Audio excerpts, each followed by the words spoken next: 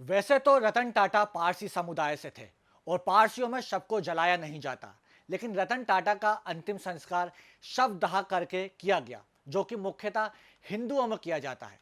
नमस्कार, बहुत स्वागत है आपका अनिरुद्ध मीडिया में। मैं हूं गौरव बाजपेयी।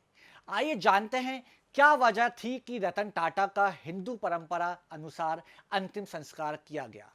पारसी धर्म अंतिम संस्कार को दोह में नाशनी कहा जाता है, जिसमें शरीर को जलाया या दफनाया नहीं जाता, बल्कि शव को प्रकृति के हवाले कर दिया जाता है। शव को एक खास जगह पर ले जाया जाता है, जिसे टॉवर ऑफ साइलेंस कहा जाता है, जहां उसे खुले में छोड़ दिया जाता है ताकि गिद्ध जैसे पक्षी उसे खा सके। इस प्रक्रिया में शरीर धीरे धीरे प्राकृतिक रूप से विघटित मतलब खत्म हो जाता है। पारसी धर्म की ये प्राचीन परंपरा पर्यावरण के साथ बैलेंस और सुरक्षित रखने की भावना के उद्देश्य से की जाती है, लेकिन रतन टाटा के साथ ये परंपरा नहीं की गई।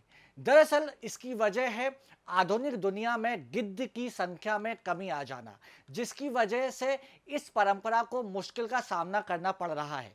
कई पारसी परिवार विद्युत शवदाह की ओर भी रुख कर रहे हैं।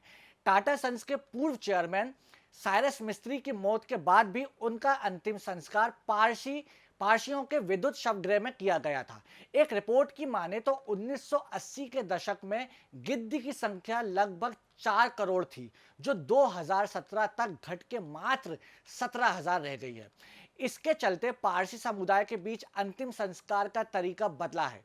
इसके अलावा 2021 में हुए एक सर्वे के हिसाब से दुनिया में पारसियों की संख्या सिर्फ 2 लाख रह गई है।